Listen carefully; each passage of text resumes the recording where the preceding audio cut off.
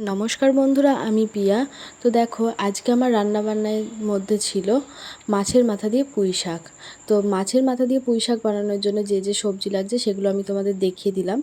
তারপর আমি কড়াই গরম করে কড়াইয়ে তেল দিয়ে শুকনো লঙ্কা, তেজপাতা এবং ফোড়ন দিয়ে দিয়েছিলাম। তারপর মাছের মাথাগুলো দিয়ে নুন হলুদ দিয়ে বেশ ভালো করে কড়া করে মাছের মাথাগুলো ভেজে নিয়েছিলাম। মাছের মাথাগুলো ভালো করে ভেজে নেওয়ার পর ওর মধ্যে যে সবজিগুলো কেটে রেখেছিলাম সেগুলো দিয়ে দিলাম। একটু নেড়ে চেড়ে তারপর দিয়ে দিয়েছিলাম পুঁই শাকটা। পুঁই শাকের ওপরে লবণ দিয়ে দিয়েছিলাম।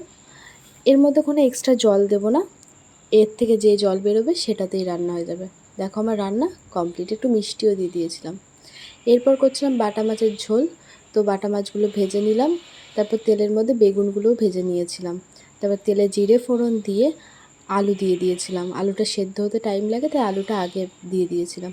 তারপর নুন হলুদ দিয়ে আলুগুলো ভালো করে ভেজে নিয়ে তারপর ঝিঙেটা কেটে রেখেছিলাম সেটা দিয়ে দিলাম।